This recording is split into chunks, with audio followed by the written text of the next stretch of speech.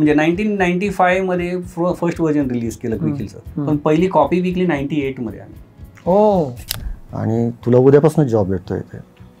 म्हणलं अच्छा उद्यापासून. म्हटलं तुम्ही पुणे ब्रांच बंद करताय? म्हणे हो. म्हटलं मला देऊन टाका ती ब्रांच. तो उठूनच उभा राहिला.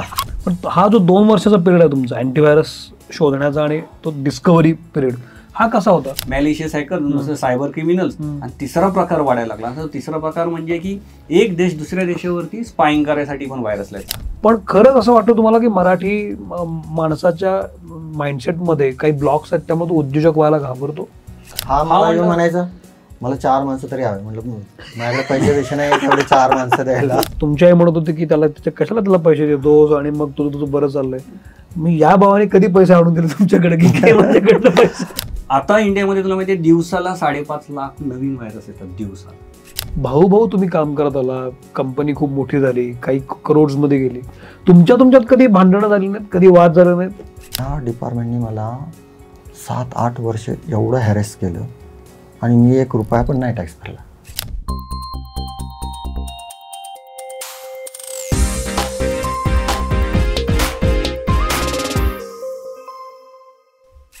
नमस्कार, मी सौमित्र बोटे. मित्र म्हणेमध्ये मी तुम्हा सगळ्यांचं स्वागत करतो. आज आपल्यासोबत 2 विशेष पाहुणे आहेत आणि गेले अनेक दिवस माझ्या डोक्यात होतं की यांना आपण बोलूया आणि अखेर तो योग आज जुळून आला. स्वागत करूया कैलाश काटकर आणि संजय काटकर. तुमच्या दोघांचं मी स्वागत करतो. आता हे कोण आहेत हा प्रश्न जनरली खरं तर कोणाला पडू नये, कारण हे दोन्ही नावं तशी वेल नोन आहेत, पण ज्यांना माहीत नाहीत त्यांच्यासाठी मी सांगतो. यांच्यापेक्षा जास्त फेमस काय असेल तर त्यांची कंपनी आहे आणि त्या कंपनीचं नाव आहे क्विक हिल. आपण टी व्हीवर किंवा वेगवेगळ्या कार्यक्रमांमध्ये सातत्याने पाहत असतो की एक स्लोगन असतो की आपके कॉम्प्युटर में कौन रहता है, पीसी में कौन रहता है, व्हायरस या फिर क्विक हिल. तर त्याचे हे करते धरते तुमच्या दोघांचं स्वागत करतो मी. आमच्याकडे एक अशी पद्धत आहे की आलेल्या पाहुण्यांना आम्ही एक छोटीशी गिफ्ट देऊन आधी एक औपचारिकता पूर्ण करतो आणि मग आपण गप्पांना सुरुवात करतो. तुम्ही आलात याबद्दल पुणे कॉटन कंपनीकडून ही एक छोटीशी भेट आमच्यातर्फे आणि अश्मन पेबल्स तर्फे हा एक छोटासा दिवा, आमची एक आठवण म्हणून. फार इन्स्पायरिंग स्टोरी आहे मंडळी. मूळ साताऱ्याचे आणि अत्यंत सर्वसामान्य घरातून वर आलेले हे दोघे आणि आता क्विक हिल ही त्यांची जवळपास 400 कोटीची टर्नओव्हर असलेली कंपनी आहे आणि लिस्टेड आहे. आणि अशी ही कंपनी हे 2 भाऊ चालवत आहेत. जनरली आपल्यामध्ये असं असतं की कंपनी चालायला लागली, पैसा यायला लागला की मग 2 भावांमध्ये भांडणं होतात आणि मग ते विभक्त होतात. ही गल्लीतली गोष्ट आहे. पण अतिशय गर्वानं आणि अभिमानानं सांगावं असं वाटतं की हे 2 भाऊ अत्यंत सामंजस्यानं आणि एकोप्यानं ही कंपनी चालवतात. तर याबद्दलच कुतूहल आहे तुमच्याबद्दल आणि या एपिसोडमधून अनेक उद्योजकांना प्रेरणा मिळेल अशी अपेक्षा आहे मला. तर मी खूप बोलतो सुरुवातीलाच, कारण तुमची कर्तृत्वच इतकं मोठं आहे. पण आता मी सुरुवात करतो. कैलाशजी, मोठा भाऊ म्हणून तुम्ही सुरुवात केली आणि मग छोट्या भावाला याच्यामध्ये आणलं, तर म्हणून सुरुवात तुमच्यापासून करतो की साताऱ्यातनं असं काहीतरी सुरू होईल, असं आपण काहीतरी करू आणि इतकं मोठं होईल असं खरं तर कोणाच्या डोक्यात नसतं. आपण काम करत जातो. पण आता इतका मोठा टर्नओव्हर, इतकं मोठं साम्राज्य देशभर, जगात क्विक हिल माहिती आहे. कसं वाटतं आता जेव्हा तुम्ही मागवून पाहता तेव्हा आपण आलो कुठून, आपण आता काय करतोय, काय झालं हे सगळं? मागच्या आठवणी काढूनच कधी कधी आम्ही खुश होत असतो. म्हणजे कित्येक असे मित्रांच्या आठवणी किंवा आपण कसं राहत होतो, कसं ते चाळीत राहिलो, कसे आपण वाढलो, लहानाचे मोठे झालो, आपण कसे ते कपडे घालत होतो. म्हणजे आम्हाला वर्षातनं एकदाच ड्रेस मिळायचा दिवाळीच्या वेळेस. पण आता तुम्ही कसे राहत होता, कसे तुमचे आता तुम्ही म्हणाल की दिवाळीतनं एकदाच ड्रेस मिळायचा, मग तुम्ही कसे राहत होता, तुमची बॅकग्राऊंड काय होती पण सांगा ना एकदा. सो सातारा जिल्ह्यातून, म्हणजे आम्ही सातारा टाउनमध्ये नव्हतो. आमचं गाव आहे ललगुण, खटाव तालुक्यामध्ये आहे. जन्म आमचा रहमतपूरचा आहे, जे आमचा आजोळ आहे. आणि आमचे वडील बहुधा ते त्याच वेळेला घर सोडून पळून आले. ते पुण्यात आले होते आणि आमची आई तिकडेच गावाकडे होती. आणि जोपर्यंत ते स्वतः सेटल होत नाही तोपर्यंत त्यांनी ते सगळं केलं, मॅनेज केलं. आणि मग त्यांनी ते सेटल झाल्यानंतर मग त्यांनी एक रूम भाड्याने बघितली आणि मग आईला घेऊन आले आणि त्याच्यानंतर आमचा जन्म झाला आहे. ठीक आहे. तर आमचं लहानपण चाळीत गेलं आहे, कारण ती चाळीत राहायला होतो आम्ही. आमचे वडील फिलिप्स कंपनीमध्ये कामाला होते आणि आम्ही ते चाळीतच लहानाचे मोठे झालो आणि ते चाळीमध्ये म्हटल्यानंतर तुम्हाला माहिती असेल की मुलं कशी असतात आणि मग त्यांची भाषा कशी असती, ती लँग्वेज कशी असती, ती शिवेगाळ वगैरे सगळं. आणि ह्या ह्याच्यात आम्ही लहानाचे मोठे झालो. आमच्या आईने आम्हाला असली त्या चाळीतल्या मुलांसारखी वळणं लागू नये ह्याच्यासाठी आमची आई आम्हाला कोंडून ठेवायची, आम्हाला बाहेरच जाऊन द्यायची नाही खेळायला. आणि मग घरात जास्त बोर व्हायला लागलो की मग ती घरातली कामं लावायची आणि मग आम्ही जास्तीत जास्त शेजारी जा, इकडे जा, तिकडे जा, बस त्याच्या पलीकडे नाही. त्यामुळे आम्ही चुकून माकून कधी खाली गेलोच तर ती पोरं म्हणायची, अरे ही, आम्ही आईला फुई म्हणायचो, अरे फुईची मुलं आलेली आहेत, त्यांच्यापासून हे राहा, त्यांना उगीच तुमच्या ह्याच्यात वडू नका. त्यांच्या आईने त्यांना पाहिलं तर त्यांना उगीच मार बसेल, त्यापेक्षा लांब ठेवा. असं ते आमचं लहानपण गेलेलं आहे. पण याच्यामध्ये आपण असं काही करू किंवा उद्योजक होऊ असं जनरली अशा मध्यमवर्गीय लोकांचा एक कल असतो की आपलं पोरग मोठं झालं की नोकरीला लागू दे, नोकरी करू दे, 4 पैसे मिळू दे, लग्न करूया, विषय संपला. पण तुम्ही तसं न करता उद्योगामध्ये पडलात. ही स्टोरी काय आहे? म्हणजे क्विक हिलचा जन्म कसा झाला? कसं झालं माहिती आहे का की लहानाचे मोठे होत जात असताना आमच्या वडिलांची इच्छा होती की आम्ही पुढे जाऊन इंजिनियर वगैरे असं काहीतरी व्हावं. कारण ते ज्या कंपनीत काम करायचे तिथं ते बघायचे की इंजिनियर लोकांना भरपूर पगार मिळतो आणि त्यांच्यासारख्या मशीन सेटरला त्या मानाने ते काय 1/3 पण मिळत नव्हता. आणि काम तर सगळे जास्त करून ती लोकच करतात जे मशीन्सवरती काम करतात.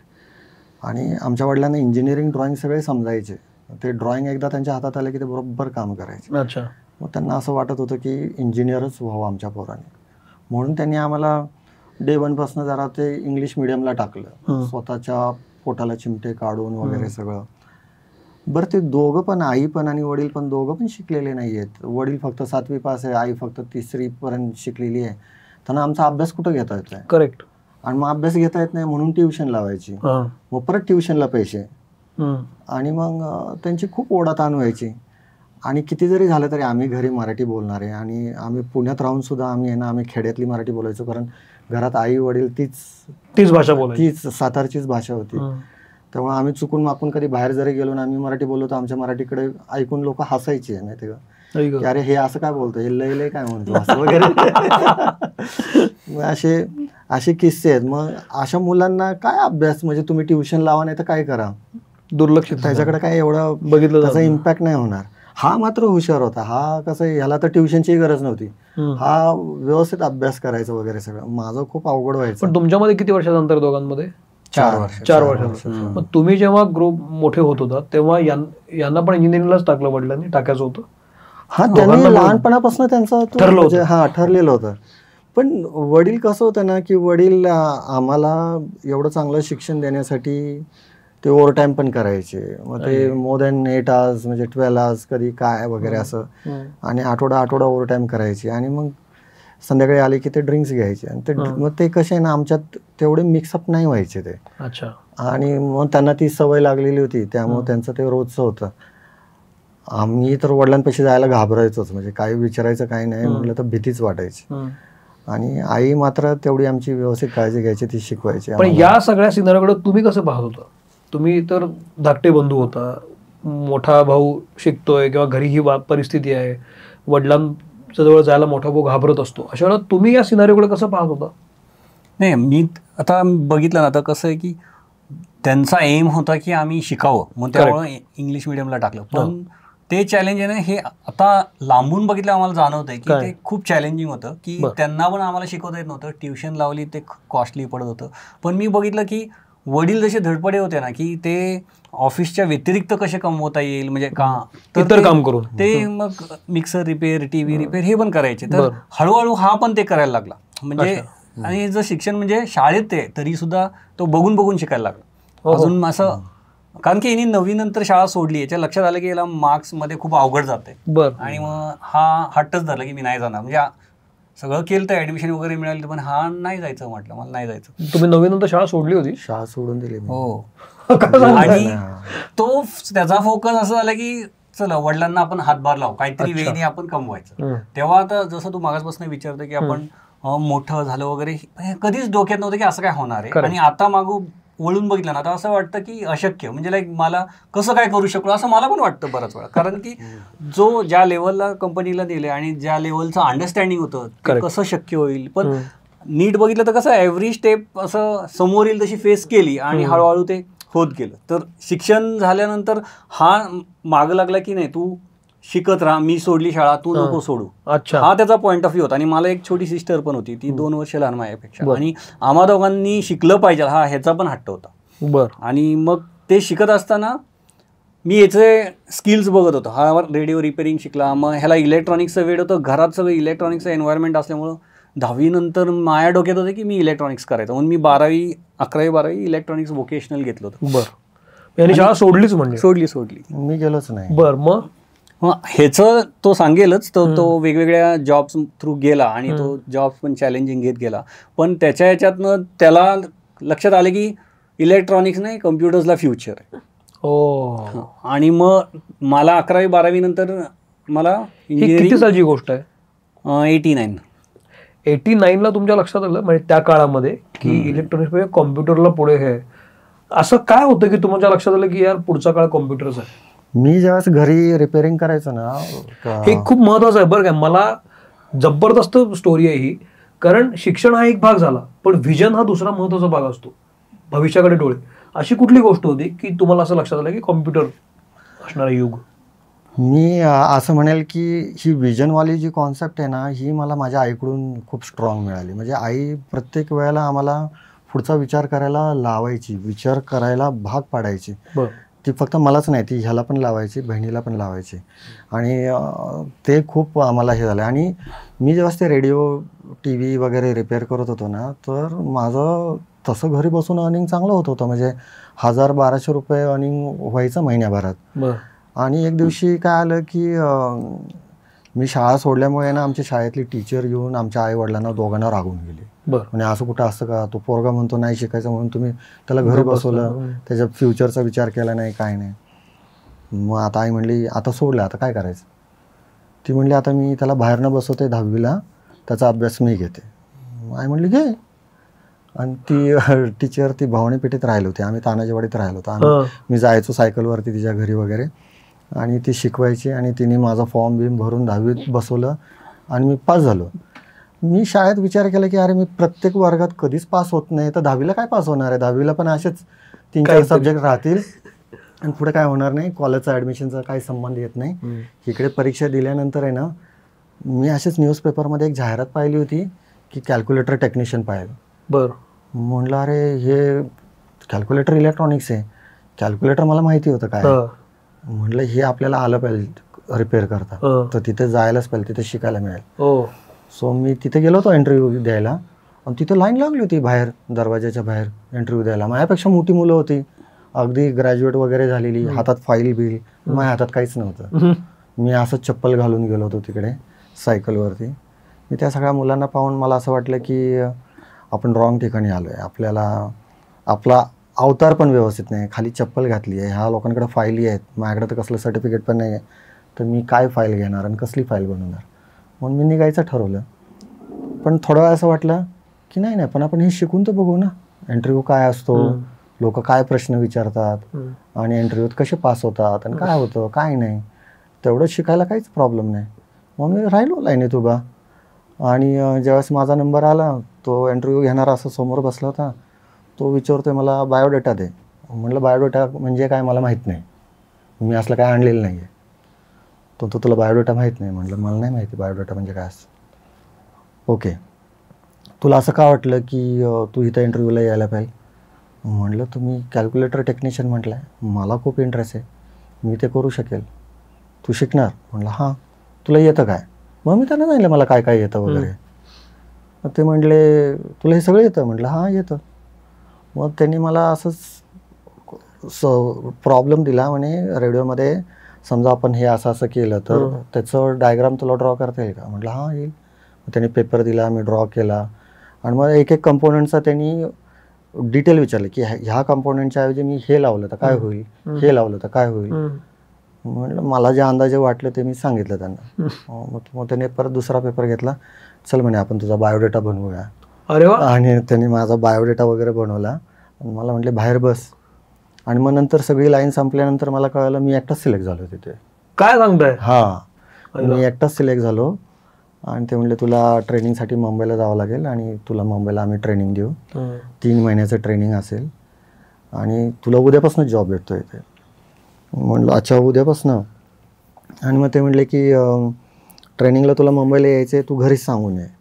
म्हटलं आत्ता? ते हो. म्हटलं उद्या मुंबईला यायचं? ते म्हणे हो. म्हटलं माझी आई तयार व्हायची का? तो म्हटलं जा सांगून ये, विचारून ये पटकीने लवकर. मी संध्याकाळी 4 वाजेपर्यंत इथे आहे, लवकर ये. मग मी गेलो घरी, आईला सांगितलं. आई कन्व्हिन्स झाली, वेळ लागला पण कन्व्हिन्स झाली. आणि मग मी आलो आणि त्यांना सांगितलं. त्यांनी मला तिकीट दिलं. दुसऱ्या दिवशी मी मुंबईला गेलो. 3 महिन्याचं ट्रेनिंग होतं पण माझं 8 दिवसातच झालं, कारण मी इतकं फास्ट पिकअप केलं ते. आणि तिथल्या त्यांच्या ब्रांचला जेवढे एक्सपर्ट लोक होते त्यांनी मला जे शिकवलं ते मी पटपट शिकलो. 3 महिन्याचं तुम्ही 8 दिवसात केलं? 8 दिवसात केलं. आणि 8 दिवसानंतर म्हणलं मला तब्येत व्यवस्थित नाही, इथलं फूड मला जमत नाही आहे, मला परत पुण्याला जायचं. ते म्हणलं हां ठीक आहे जा. पण ज्या लोकांनी मला ट्रेनिंग दिलं होतं ना त्यांनी अचानक जॉब सोडले तिथे.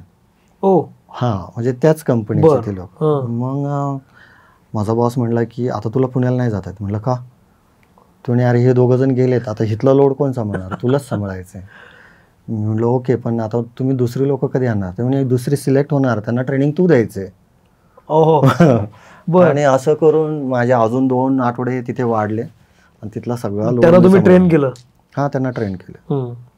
पण मग याच्यामध्ये तुम्हाला नोकरी लागली आणि तुम्ही ट्रेन केलं. हा नोकरी 350 रुपये. मी घरी 1200 कमवत होतो. सॅलरी 350 रुपये. म्हणजे एक्सपेरिमेंट करायला पुढे शिकायला मिळत असेल तर मग पैशाकडे नाही बघायचं. हे आता मी इंटर्न्सला सांगतो ते त्यांनी तेव्हाच केलं होतं ऍक्च्युली की. पण मग याच्यामध्ये पुन्हा कॉम्प्युटरकडे कसं आलं तुम्ही? कसं झालं ना की त्यांनी नंतर मला पुण्याला पाठवलं. मग मी पुण्याला त्यांच्या ब्रांचमध्ये ते व्यवस्थित जॉब करत होतो. पुण्याला आत गेल्यानंतर ऑफिसमध्ये अटेंड करायला सुरुवात केल्यानंतर मला असं दिसलं की माझ्यासारखे अजून 3 लोक आहेत, पण ते 3 वेगवेगळ्या मशीनसाठी आहेत. मला कॅल्क्युलेटरसाठी ठेवलं होतं.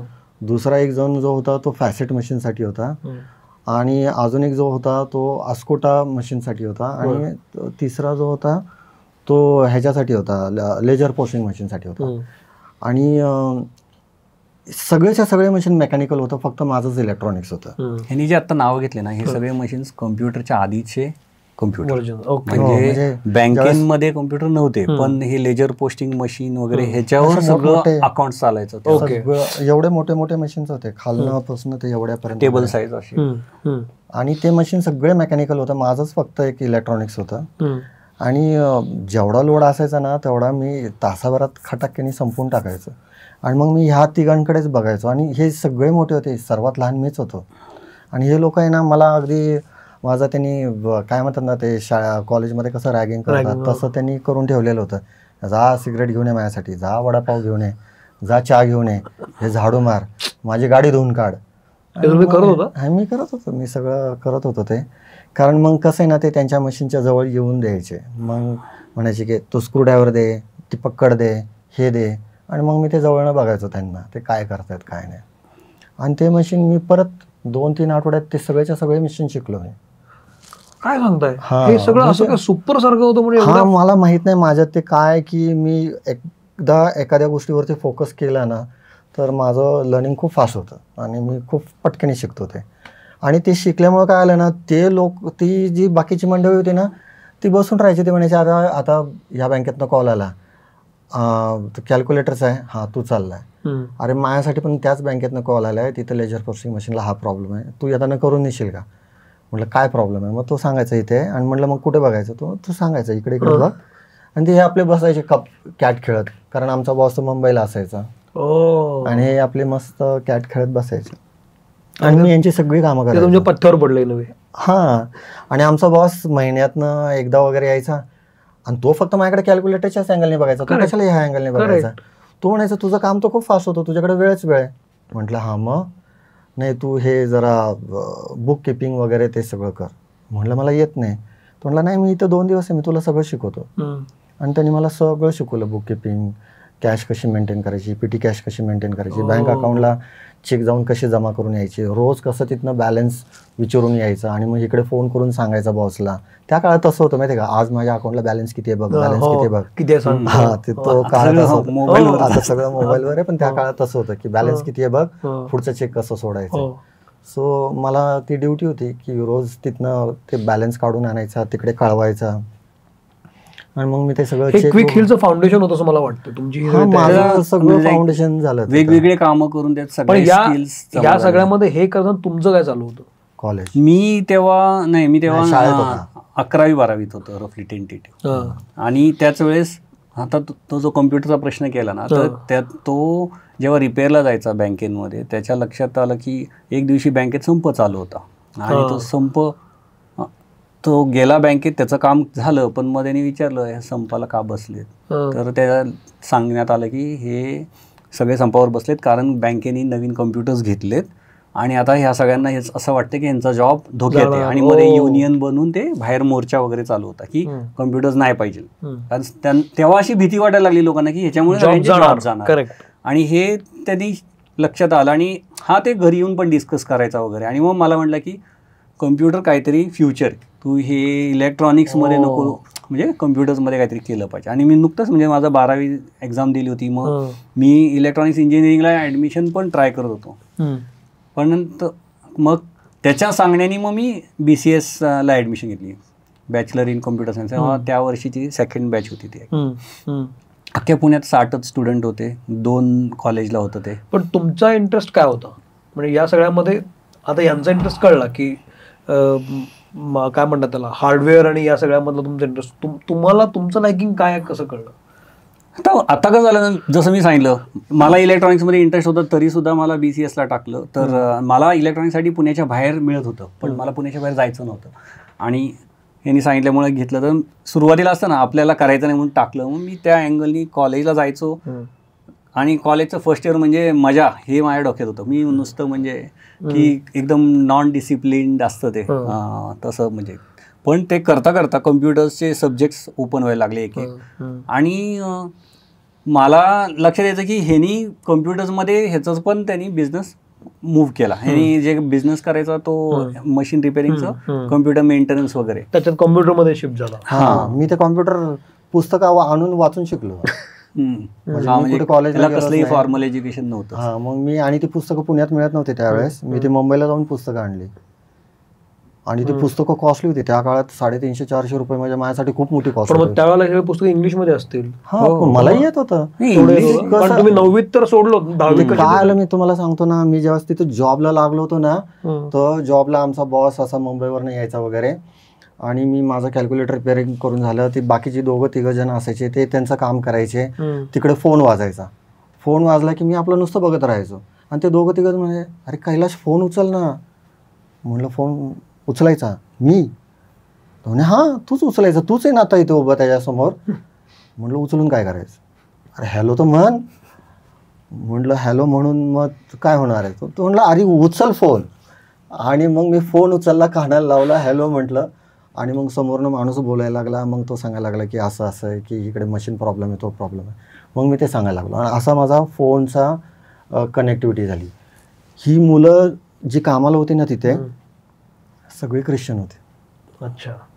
त्यामुळे त्यांच्या इंग्लिशमधल्या शिवीगाळी वगैरे एकमेकांना वगैरे सगळं खूप व्हायचं. सिगरेटी खूप चालायच्या वगैरे वगैरे.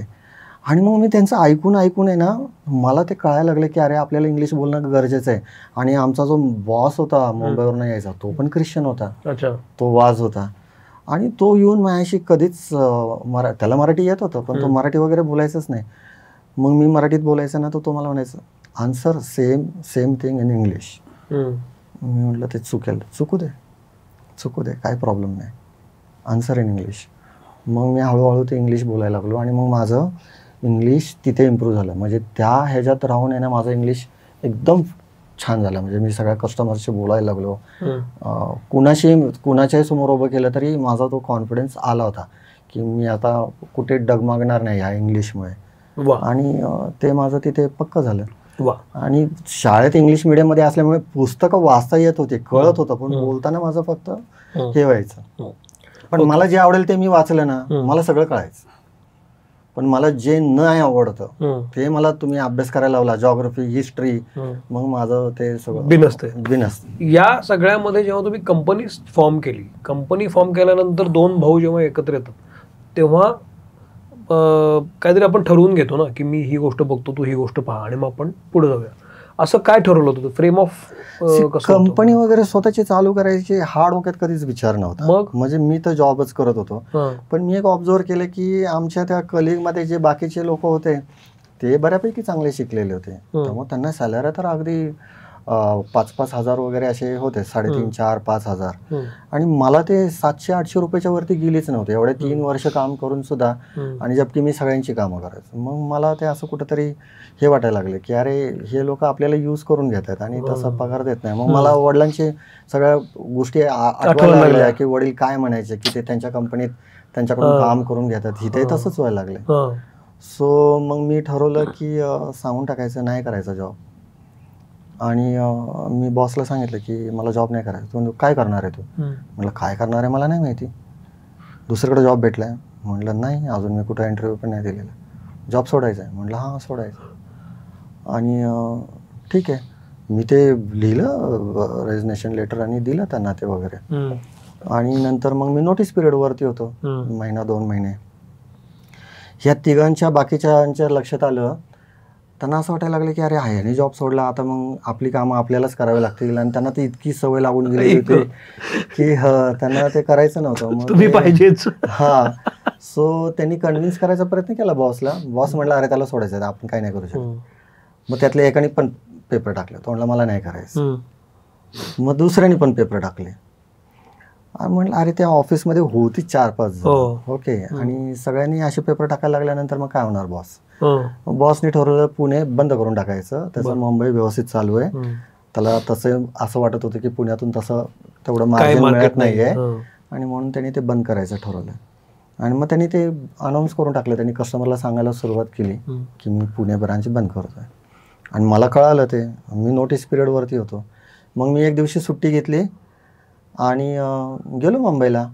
आणि मुंबईला जाऊन मी बॉसच्या समोर उभा राहिलो. त्याच बॉस समोर? हां. तो म्हणला तू तर आज सुट्टी घेतली. म्हटलं हां.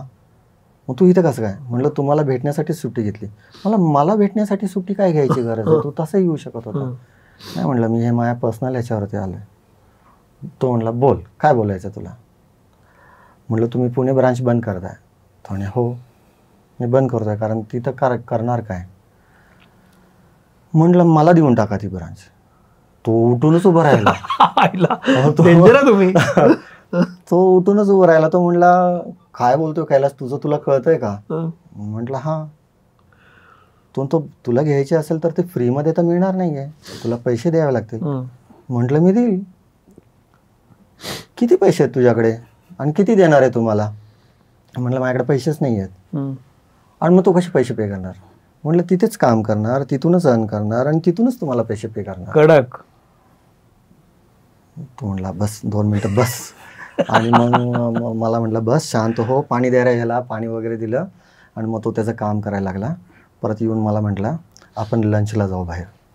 ओके. आणि मग तो त्याचं काम करत होता. काम करून झाल्यानंतर लंचला मला बाहेर घेऊन गेला. आणि मग त्याने डिटेलमध्ये विचारलं की तू कसं करणार, काय करणार, हे कसं करणार, ते कसं करणार. मग मी त्याला सगळं सांगितलं. म्हणजे हे सगळ्या मशीन मला येतात करायला, मी हे सगळं करू शकतो. कस्टमर्स एवढे आहेत म्हटलं ते सगळं मी मॅनेज करू शकतो. मग तुझं पक्कं आहे. म्हटलं हां माझं पक्कं आहे. 3 लाख रुपये द्यावे लागतील तुला. म्हटलं हां देईल. किती दिवसात देशील. म्हटलं जसा बिझनेस येईल तसं देईल, मला 2 वर्षाचा टाईम तरी देणे. तो म्हटलं दिला तुला टाईम. आता एक काम करू. तो म्हटला मी येतो पुण्याला, मी व्यवस्थित प्लॅन बनवून येतो. बरं. आणि मग तो 2-3 आठवड्यानंतर आला आणि मग त्याने व्यवस्थित प्लॅन बनवलेला होता. माझ्याबरोबर बसला. त्यांनी मला सगळं समजून सांगितलं. मी सगळ्या गोष्टीला ओके केलं. लगेच म्हटलं जा शॉप ॲक्टला तुझं कंपनी रजिस्टर करून ये, ह्याच नावाने रजिस्टर कर. काय नाव होतं ते? Data star electronics. हां. मग मी ती रजिस्टर केली. मग बँकेत घेऊन गेला. तो म्हटलं इथे बँक अकाउंट ओपन कर तुझं. म्हटलं त्यांना 1000 रुपये तरी द्यावे लागतात, 500 रुपये तरी द्यावे लागतात. त्यांनी दिले काढून. मला तुमच्याकडे ऍब्सोल्यूट पैसे नव्हते? नव्हते, एवढं सेव्हिंग बिव्हिंग काय नव्हतं. त्यांनी ते कंपनीचं बँक अकाउंट ओपन केलं, त्यानंतर त्याच्या अकाउंटला जेवढे पैसे होते ते तसेच्या तसे सगळे त्यांनी ट्रान्सफर केले. एक एक कस्टमरकडे घेऊन गेला, कस्टमरला सांगितलं की आजपासून हा मालक आहे, ओके, कसलं अग्रीमेंट, हां कसलं अग्रीमेंट नाही, काही नाही. आणि सगळ्या कस्टमरशी भेटून झालं. ऑफिसमधले सगळे हात्यारं बित्यारं सगळे तुझे म्हणे आजपासून, एव्हरीथिंग तुझं. ते जे ऑफिस भाड्याचं होतं त्या लँड ओनरशी त्यांच्याशी पण बोलला तो म्हणला आजपासून आता हा मालक आहे. तो लँड ओनर पण एकदम हे झाला, म्हणे ह्या पोराला तुम्ही केले बारक्या. किती वय होतं तुमचं? माझं वय असेल त्यावेळेस 20च्या आसपास. 20. काय बोलताय? नाही 23च्या आसपास. पण हे सगळं सुरू असताना हा जो तुम्ही मला काय सांगितलं ना, घरी डिस्कशन्स काय व्हायची? घरी मी ह्याला सांगितलं मी हा म्हणला तू फुई अण्णांना सांगितले का? म्हणलं नाही सांगितलं, फुई अण्णा मारतीलच मला धरून. पण एक सांगू, घरात तसं आहे ना, आमच्या डिसिजन्सला खूप फ्रीडम होतं. म्हणजे असं कधी नाही म्हणायचे की, म्हणजे आता सायन्सला जायचं, कम्प्युटरला जायचं, हे कधीच त्यांचं असं थॉट नव्हतं की हेच केलं पाहिजे, म्हणजे की तू शिक, तो कर, एवढंच त्याचं होतं. पण ते जे फ्रीडम होतं ना, त्यामुळं आम्ही एक्सप्लोर खूप केलं. आणि एक्सप्लोर स्वतःच्या काय विचारलं माहितीये का, की मध्यमवर्गीय कुटुंबामध्ये असं काहीतरी मुलगा करायला निघालाय, हे टेन्शनचंच काम असतं ना, की अख्खी कंपनी तू अंगावर घेणार आहेस आणि तू मालक होणार आहेस. अशा वेळेला घरचं डिस्कशन काय व्हायचं? किंवा तुम्ही आई बाबा, तुम्ही चौघं बसल्यानंतर आणि बहीण, काय तुमचं डिस्कशन व्हायचं का? स्ट्रेस काय असू शकतो, काय चॅलेंजेस असू शकतात, त्याबद्दल आई कधी बोलली होती का? किंवा तुमच्यात काय बोलणं व्हायचं का? नाही, आमच्या घरात आहे ना अशी बैठक कधीच बसायची नाही. सगळेजण आपापल्या प्रॉब्लेम. त्यांनी आम्हाला सांगितलं की बॉसनी काय कसे पैसे मागितलेत, किती दिवसात मागितलेत, आणि आम्ही विचारलं. तो म्हटलं हा आता आम्ही एवढे दिवसाचं असं एवढ्या मशीनमधनं एवढं येईल, मेंटेनन्समधनं एवढं येईल, तेवढं येईल. आम्ही एवढं मेक शुअर करत होतो की ह्याला ते सगळं करायला जे काय लागेल ते हेल्प करायची, बस, बाकी पलीकडे. तुमच्यामध्ये एवढा कुठनं आलं हे सगळं? म्हणजे हा जो बोल्डनेस आहे ना, इन अ वे, माहीत नाही, काहीतरी आहे. म्हणजे ना माझ्या आईमध्ये ते आहे, ना माझ्या वडिलांमध्ये आहे, पण आहे. म्हणजे मी सांगतो ना, आम्ही ते विश्रांतवाडीला फ्लॅट पण घेतला होता ना, त्या बिल्डरची पंगा, मी एवढा पंगा घेऊन ठेवला होता की त्या बिल्डरची माणसं अशी वीट घेऊन मला मारायला आले होते. तर बिल्डरनीच थांबवलं त्यांना, म्हणे अरे शांत हो, शांत हो. पण असा काय सेन्स आहे तुमच्याकडे की तुम्हाला वाटतं हे होऊ शकेल, हे करूया आपण? हा जो उडी टाकणं आहे ना, एका पॉइंटला रिस्क घ्यायला लागतंय. मला कसं माहिती आहे का, की मला रिस्क घ्यायची अजूनही खूप सवय आहे. म्हणजे मी खूप हाय लेवलला जाऊन रिस्क घेऊ शकतो आणि घेतो. मला आहे ना कायम असं वाटायचं की जे दुसऱ्याला जमतं ते आपल्याला का नाही जमत, आणि आपण ते केलं पाहिजे. आपण प्रयत्नच नाही केला तर ते आपल्याला कधी जमणार नाही. त्यामुळे हा जो इम्पॉसिबल हा शब्द आहे ना, तो माझ्या ह्याच्यातच नव्हता. म्हणजे मला ते असं फील व्हायचं ना, म्हणजे मी ते तानाजीवाडीत राहत असताना वगैरे, आता तुम्ही ह्याला विचारा, हा कधीतरी खाली जायचा किंवा त्याला कुणीतरी 2 पोरांनी छेडलं वगैरे, आणि ते पोरांचे ग्रुप असायचे, आणि मी एकटा जाऊन ओढून यायचो, नाक बीक फोडून यायचो त्यांचं, माहितीये का. मार पण खायचो आणि त्यांना मारून पण यायचो. असा मुलगा एवढ्या मोठ्या कंपनीचा फाउंडर होतो, आणि काय म्हणजे सगळं स्वप्न होतच वाटतं मला. पण मी पुढे येतो. या सगळ्यामध्ये तुम्ही ते मालक झालात आणि मग तुम्ही ते फॉर्म कराल, मग पैसे फेडले? हां, दिले. 2 वर्षाच्या आतच दिले मी सगळे. ते 2 वर्षाच्या आतच दिले. जो मगाचा प्रश्न आहे त्याच्या धरूनच ते जेव्हा ते करताना त्याच्या लक्षात आलं कम्प्युटर्स येत आहेत आणि हे 2 वर्षात सगळे मशीन, ह्याचा बिझनेस तसा पण बंदच होणारच होता. राईट. आणि ते मालकांनी पण ओळखलं होतं ऍक्च्युअली, आणि म्हणून त्याला असं वाटलं की आता 3 लाख मिळतात तर कशाला सोडा. पण मग यांनी काय केलं, त्याच्याबरोबर कम्प्युटर्स पण पॅरलली चालू केलं. कम्प्युटर्स रिपेअर करायचा. मी कम्प्युटर्सच्या ह्याच्यात ऍडमिशन घेतली. पण मी ऍडमिशन घेतल्यानंतर कॉलेजमध्ये माझं एक्सपिरियन्स काय आला की आमची प्रॅक्टिकल आठवड्यातनं एकदाच असायची 3 तास, बाकी सगळं थिअरी. तर ते 3 तास असं वाट बघायचो मी, कधी हात मिळेल कम्प्युटरला लावायला. कम्प्युटर लॅब अशी म्हणजे शूज बाहेर काढून जायचं वगैरे. तर ते इंटरेस्टिंग असायचं माझ्यासाठी, कारण मला लँग्वेज कोडिंग खूप आवडायचं आणि मी म्हणजे खूप एक्सपर्ट होतो त्यात. आणि मग कोडिंग करताना बऱ्याच वेळा लक्षात आलं की अर्धे मशीन बंद असायचे. मग सर म्हणायचे, काय झालं? मी विचारलं, ते व्हायरसनी इन्फेक्टेड आहेत, बंद आहेत. मग कधी कधी तर अख्खी लॅबच बंद, माझी प्रॅक्टिकल बुडायची. मग मी विचार करायला लागलो, ह्याच्या ऑफिसमध्ये असेल कम्प्युटर असतो. मी ह्याला म्हटलं मी येतो, हा ये म्हटला. ऑफिसला जायचो, मी बघायचो तिथे सुद्धा व्हायरस इन्फेक्शन असायचं. आणि मग व्हायरस इन्फेक्शन चॅलेंजिंग असतं. त्यावेळेचे व्हायरस हे क्रिमिनल सायबर क्राईम टाईप नव्हते, ते कसे होते फन ऍक्टिव्हिटी, कारण त्यावेळेस इंटरनेट वगैरे काहीच नव्हतं. तर ते फन म्हणजे काय की मशीनला स्लो करायचं, आवाज करायचा, प्रिंटिंग एक लाईन सोडून करायची किंवा एक एक कॅरेक्टर असं काही व्हायचं, म्हणजे स्क्रीनवरती एखादं एक चित्र दाखवायचं. तर हे सगळं दिसायला तर कस्टमर घाबरायचं आणि ते म्हणायचे हे बघ बिघडलंय, वेगळं चाललंय, नीट करत. ते कस्टमरला पण नव्हतं माहिती की हा व्हायरस प्रॉब्लेम माझ्यावरती ते प्रेशर आहे आणि ह्याच्याकडे यायचं, हा म्हणायचं मी सगळं बघितलं, सगळं नीट आहे, आता तो वागतो असं त्याला. मग मी म्हटलं की माझं तेव्हा लक्षात आलं की माणूस वरून चांगलाय, डोक्यात प्रॉब्लेम आहे. आणि हा यायचा आपला दुपारी 1-1:30च्या सुमारास वगैरे कॉलेजवरनं, आणि आला की इनफॅक्ट माझ्या ऑफिसमधलं पण कॉम्प्युटर तसंच वेडवाकडे कधीतरी वागायचं. हा आला की ते सरळ व्हायचं मशीन. मग मी एक दिवशी विचारलं, म्हटलं अरे तू आला कीच कसं काय ते सरळ होतं, काय करतोस तू? मग तो म्हटला त्याच्यात व्हायरस होता. म्हटलं मग तू काय केलं? तो म्हटला मी काढला. म्हटलं कसा काढला? मग त्यांनी दाखवला काढून असा काढ काढ काढ काढ काढ काढ काढ. अरे म्हटलं एवढं तर नाही येणार मला, अवघड काम आहे. मग यांनी ते टूल्स वगैरे मला बनवून द्यायला सुरुवात केली. हा म्हणजे मी ते व्हायरसला बाजूला ठेवून काम कसं करायचं हे मी ओव्हर द पिरियड शिकलो, कारण गत्यंतरच नव्हतं. आणि व्हायरसचं तसं बघितलं तर मला आत्ता विचार केला की असं वाटतं की कसं काय शक्य झालं, कारण त्यावेळेस आहे ना, आत्ता तुला काही इन्फॉर्मेशन लागली तू गुगल करतो, करेक्ट. तेव्हा गुगलच नव्हतं. आणि बुक्स आहेत ना, हे सगळे बेसिक बुक्स आत्ता कुठलाही सिलेबस बघशील तर तो जरा 2 वर्ष जुनाच असतो, म्हणजे त्याच्यामध्ये काहीच नसतं. म्हणजे हे कॉलेजमध्ये आम्हाला कधीच शिकवलं नव्हतं की व्हायरस कसा घुसतो कसा वाटतो. पण हे सगळं मी I was about to ask की तुम्हाला जसा व्हायरस दिसला आणि तुम्ही तो काढायचा, मग हे ज्ञान कुठून आलं? म्हणजे हा व्हायरस आणि हा कसा काढायला पाहिजे हे सांगितलं नव्हतं ना कोणी? नाही, सेल्फ लर्निंग. हे सापडलं कसं तुम्हाला? तर सेकंड इयरला जेव्हा व्हायरस प्रॉब्लेम सारखा हे कळालं, पण सेकंड इयरला आम्हाला शिकवताना एक सब्जेक्ट होता डिबगिंग, रिव्हर्स इंजिनिअरिंग हा सब्जेक्ट होता ऑपरेटिंग सिस्टमचा, आणि डॉस ऑपरेटिंग सिस्टम होती, खूप सोपी होती ती. तर ते रिव्हर्स इंजिनिअरिंग शिकल्यावर मी म्हटलं आपण काय पण रिव्हर्स इंजिनिअर करू शकतो, म्हणजे काय पण. तर मग मी विचार केला आपण व्हायरस करून बघू, म्हणजे माझ्या डोक्यात व्हायरसच झाला पाहिजे, तोच त्रास देतो सगळ्यांना, आपण त्यालाच बघू काय करतो. आणि मी ते करत असताना इंटरेस्टिंग गोष्टी दिसायला लागल्या मला, जे कुठल्याच बुकमध्ये लिहिलेल्या. मी त्याचा नोट्स बनवले आणि माझा मीच बघून म्हणजे अच्छा असं केलं तर असं होतं व्हायरस, मग त्याला उलटं कसं करायचं. आणि मग मी त्याचे जे काय व्हायरस स्टेप्स करतो त्या सगळ्या रिव्हर्स केल्या कम्प्युटरमध्ये, आणि कम्प्युटर चालायला लागला. खूप खुश झालो. पहिल्यांदा काढला ना तेव्हा कोणीच नव्हतं माझ्याजवळ, मी व्हायरस काढला आणि म्हटलं अरे व्हायरस गेला. मला खरंच वाटत, मी परत ट्राय केलं, नंतर हा गेला. मग मी फ्लॉपीतनं कसा काढायचा, त्यावेळेस फ्लॉपी यूज व्हायचे.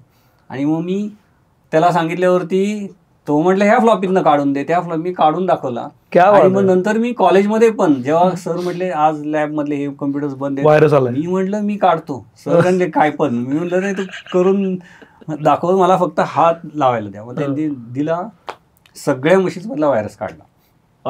आणि हे सगळं मॅन्युअल होतं तेव्हा, आणि पण त्याला वेळ लागायचा, एक साधारण 15-20 मिनिटं, अर्धा तास डिपेंडिंग ऑन. तर मग हे सगळं झालं. मला कॉलेजनी काय सांगितलं की म्हणजे सरांनी, सर खूप खुश झाले आणि ते म्हणले की तुला हे कसं कळालं, असंच प्रश्न. मग मी त्यांना एक्सप्लेन केलं तो कसा घुसतो वगैरे.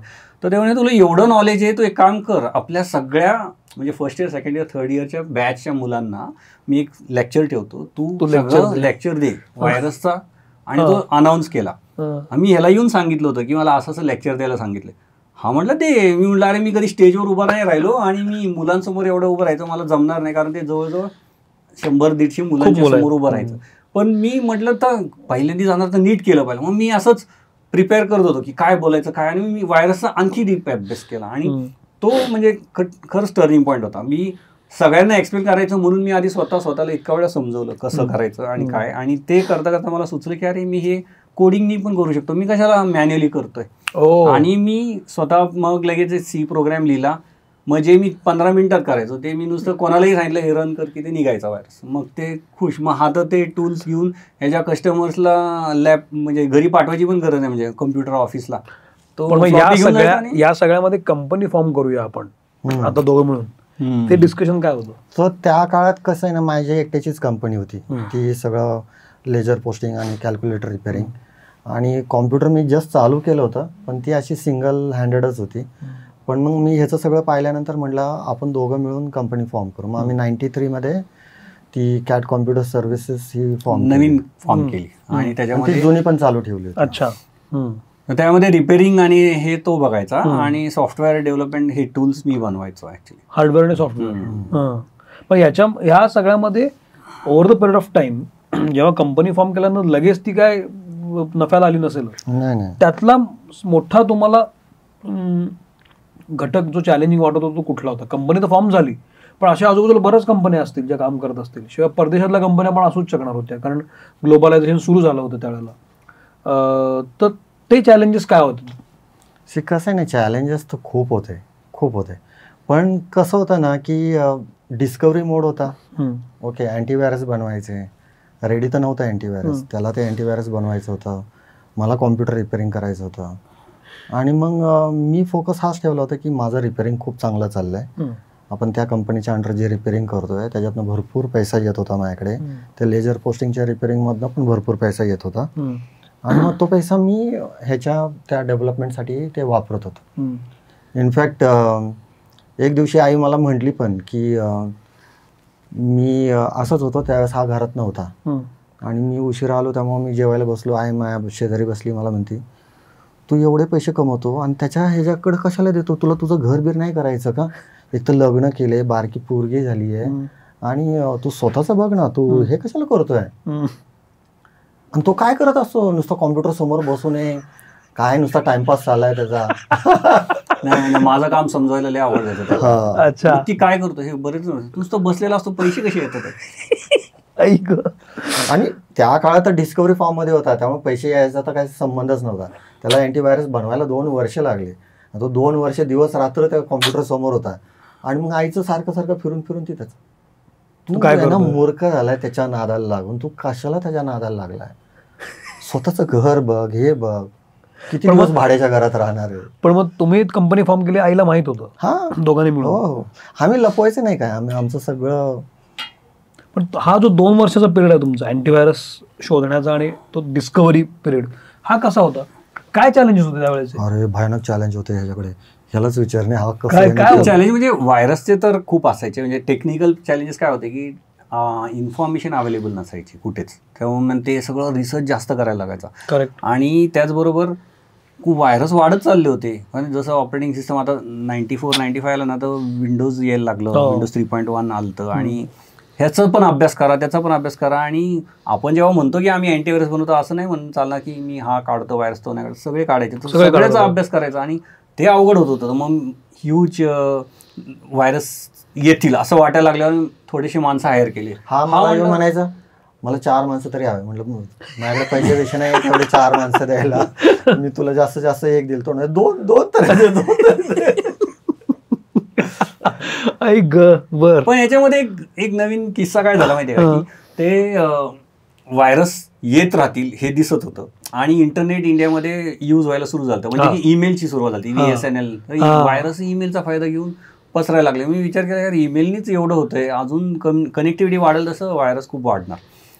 पण व्हायरस आणि सायबर क्राईम एकत्र होईल हे कधी थॉट नव्हता दिला त्यावेळेस. पण आम्ही कसा विचार करतो की आपलं प्रोडक्ट बेस्ट पाहिजे, तर बाहेरचे कुठले प्रोडक्ट्स इंडियामध्ये विकल्या जातात ना त्यांच्या लेवलचं तोड पाहिजे. हा, तर मी त्याचा अभ्यास करायचो आणि आपलं प्रोडक्ट त्या लेवलचं बनवायचं. पण ते कुणी इंडियन बाय करायचंच नाही. पायरसी तर खूप होती त्यावेळेस, म्हणजे इंडियामध्ये कोणी पैसेच द्यायचं नाही. तर मग मी याला म्हणायचं की नाही, आपण ते कोणाला पण सांगायला गेलो ना की आमचं प्रोडक्ट भारी आहे, तर ते नेहमी डोक्यात लोकांचं म्हणायचं की नाही नॉर्टन भारी आहे किंवा हे भारी आहे. तर म्हणायचं अच्छा त्याचं ते का भारी आहे, तर त्याचं सर्टिफिकेशन आहे. मी याला म्हटलं आपण सर्टिफिकेशनला अप्लाय करू. त्याचं सर्टिफिकेशन लंडनला असायचं, तिकडे अप्लाय केलं, त्याची कॉस्ट पण भयानक होती.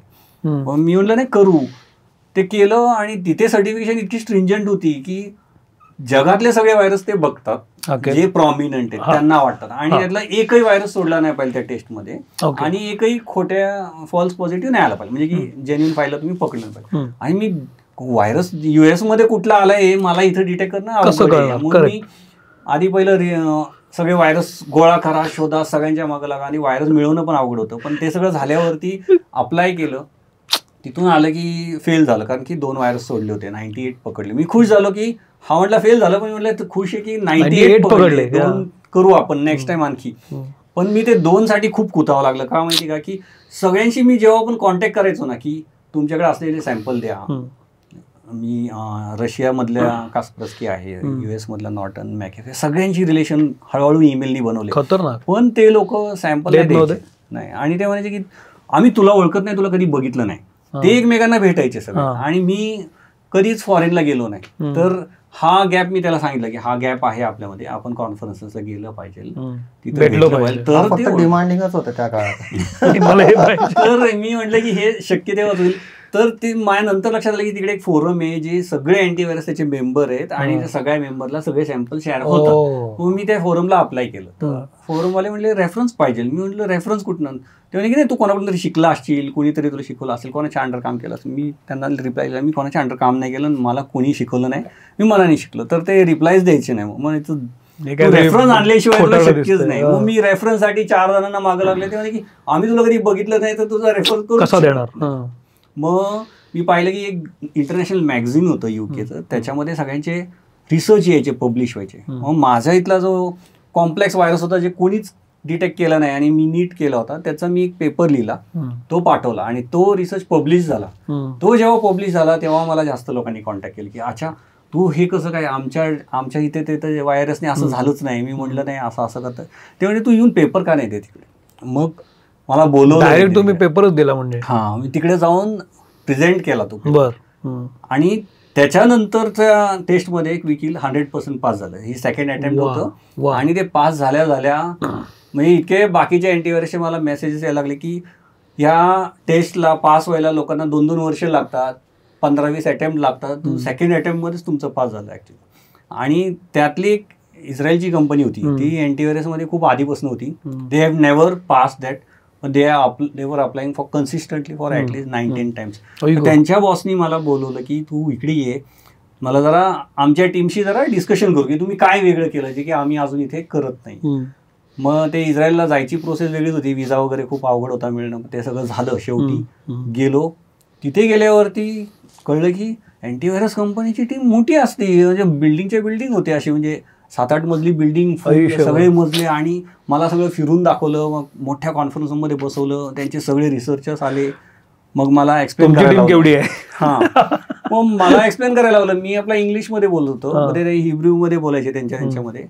आणि मी जे काय सांगायचो ते त्यांच्या बॉसला ते इंजिनियर सांगायचे हे आपण करतो असं मला नंतर कळालं की. मग मला बॉस वेगळा जेवायला घेऊन गेला. मला म्हणलं हे सगळे सारखे तेच म्हणते, हे पण आपण करतो, मग तू वेगळं काय करतो ते सांग ना. मी म्हणलं पण मी गेल्यावरती मी म्हटलं की हे तुम्ही सगळं करता पण हे एवढे व्हायरस येतात तुम्ही म्हणजे तेवढं.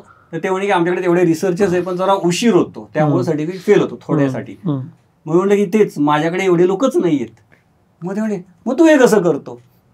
मी म्हटलं की काय नाही, मी थोडे टूल्स लिहिले ते ऑटोमॅटिकली करतात वगैरे वगैरे. मग त्यांनी तिथं थोडंसं हसले थोडे, पण नंतर म्हटले की तुला माहिती आहे का की हे स्केलेबल नाही मॉडेल तुझं. मी म्हटलं का तर की तुझ्याकडे तेवढे डेव्हलपर्सच नाही आहेत. मी म्हटलं की का ते की तू आज बघतोय ना हे 50-60 इंडियामध्ये तेवढे व्हायरस पोचतच नाही. इथे 5,000-10,000 व्हायरस येतात, तुमच्याकडे 50-60 येतात ते. अच्छा. पण एक दिवस असं होईल की तुझ्याकडे 50,000, 10,000, 50,000 आणि इथे तेव्हा ते लाखांमध्ये असतील, तेव्हा काय करणार. हा मला एकदम शॉकिंग होतं. म्हणजे हा तसं झालं तर माझ्याकडे डेव्हलपरच नाही आणि हा डेव्हलपर पण देत नाही, मग करायचं काय. तो म्हटलं की हा चॅलेंज आम्ही आत्ता फेस करतोय, हा तू थोड्या दिवसात फेस करशील. मग माझ्या डोक्यात आलं की अच्छा हे असं असेल तर म्हटलं तुम्हाला पण नाही जमत आहे तर मग असं नाही चालणार. ह्यासाठी तुम्हाला असं ऑटोमेशन डेव्हलप करायला लागेल. आता त्यावेळेस मला AI ML हे वर्ड माहीत नव्हते कारण तो काळच तसा होता. I am talking about 99-2000. पण मी त्यांना जे एक्सप्लेन करत होते की ते ML होतं की बाबा ते लर्न करेल, जुन्या व्हायरसवरनं लर्न करेल, त्याची नवीन फॅमिली ऑटोमॅटिक पकडेल, असं ते सगळं मी त्यांना एक्सप्लेन केलं. त्यांनी लिटरली ते जोकिंगली घेतलं. ते म्हणजे की असं शक्य नाही, असं होणार नाही. मग मी माघारी आलो आणि मग मी कैलासला म्हटलं की हा नाराज होता आल्या त्यांनी म्हणे माझा मजाक करून टाकलाय सगळा. आता म्हणे मी ते मशीन बनवणारच. त्यांनी अँटीव्हायरसकडे लक्षच नाही दिलं. तो म्हटलं आता मी ते मशीनच बनवणार पहिलं. मग पूर्ण फोकस त्या मशीनकडे गेलं. मी असंच थॉट दिलं की आपल्याकडे 50-60 व्हायरस आहेत ना, ते संपणार आहे आणि आता 5,000-10,000 येणार आहेत. मग मी विचार केला तेवढे डेव्हलपर नाही ठेवू शकत. फुल ऑटोमेशनवरती जवळजवळ मला 6 महिने ते वर्ष लागलं असेल. आणि ते टूल असं बनलं की मी लिटरली नवीन व्हायरस आला ना, मी ह्याला म्हणायचं ते टाक मशीनमध्ये, तो कॉपी करायचा, 2 मिनिटात तिकडून सोल्युशन भरून बाहेर यायचं. मला काही नाही. आणि जगातलं पहिलं मी त्यांना सांगितलं की मी ते बनवलं. आणि ती कंपनी तुला माहिती आहे का, आत्ताची ती कंपनी त्या 4 वर्षानंतर बंद झाली कारण त्यांना तेवढे व्हायरस झेपले नाही. आणि लिटरली त्या काळामध्ये जवळजवळ 10 ते 12 कंपन्या क्लोज डाऊन झाल्या. आणि त्यांनी जे विजन सांगितलं होतं ना ते तसंच झालं. आता इंडियामध्ये तुला माहिती आहे दिवसाला 5.5 लाख नवीन व्हायरस येतात दिवसाला. आणि इमॅजिन ते ऑटोमॅटिकली म्हणजे तेवढे डेव्हलपर ठेवू शकत नाही आपण. आणि हे मी 90s मध्ये ओळखलं होतं आणि त्यावेळेसच ते ऑटोमेशन लावलं होतं. आता ते पूर्ण लॅब हे 24 तास चालते. दिवसाला TVs मध्ये मेलवेअर डाउनलोड होतात, ऑटोमॅटिकली त्याचं अनालिसिस होतं, ऑटोमॅटिकली अपडेट्स निघतात, सगळे क्विकली युजर्स प्रोटेक्ट होतात.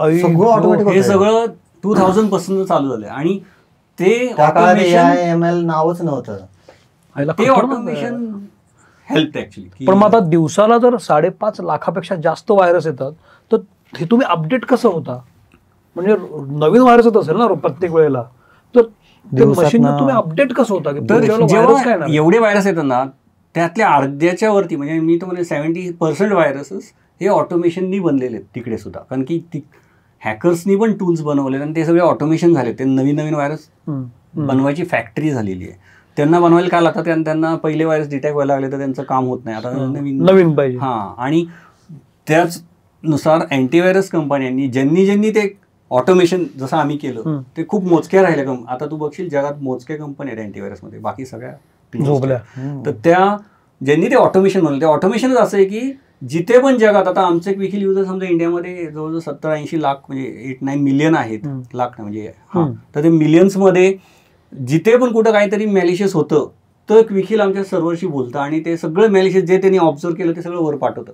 ते अनालिसिस तिथून जे काही येतं हे असं सगळ्या मशीनमधनं येतं. आणि ह्याच्या व्यतिरिक्त मी काय केलं की जेवढे पण आम्हाला रिसर्चेस शेअर करतात म्हणजे व्हायरस टोटल असू दे, कास्परस्की असं सगळीकडून येतात सॅम्पल, हे डाउनलोड ऑटोमॅटिक होतं. ते TVs मध्ये असतं, त्याचं क्लस्टरिंग होतं ML लावून, मशीन लर्निंग लावून, आणि ते क्लस्टरिंग होऊन फॅमिलीज डिवाइड होतात. रॅन्समवेअर आहे, हा बॉट आहे, हा APT आहे, आणि त्यांचं अनालिसिस पण सगळं डिटोनेट होऊन 24 तास. आणि एक मशीन नाही, ते थाउजंड्स ऑफ मशीन्स आहेत. कारण ते तेवढं येतं, तेवढं सॉर्ट होतं आणि त्यातनं जेवढे पण डिटेक्शन ते रिलीज होतात ते जवळजवळ 99% डिटेक्ट होतात. 1% जे असतात ना ते इतके कॉम्प्लेक्स व्हायरस असतात की ते मशीन सांगते हे नाही होत, ते सॉर्ट करून बाजूला निघतात. तेव्हा आमची ती लॅबमधली टीम रोज सकाळी जाते, ते बघते अच्छा हे मशीन हे कॉम्प्लेक्स आहेत. ते व्हायरसला मग यांना खूप काम करावं लागतं, मॅन्युअली करतात. जसं तुम्ही मगाशी बोललात की सायबर क्राईम त्याच्यामध्ये आलं आणि सायबर क्राईममुळे आणखी गोष्टी बदलल्या. मग हा जो व्हायरसचं एकूण असणं वाढत गेलंय, हे कसं टॅकल करत गेला तुम्ही? कसं आहे ना, हे ओव्हर द इयर्स आम्ही पण शिकत होतो. जसं मी म्हटलं आम्ही ऑटोमेशन बसवलं म्हणून आमच्या लक्षात आलं की ते ऑटोमेशन दरवेळेस चॅलेंज होते, कारण इतके व्हायरस बनत चालले होते. आणि ते व्हायरस नुसते असे नाही की म्हणजे तुमचं एक मशीन टार्गेट करतात.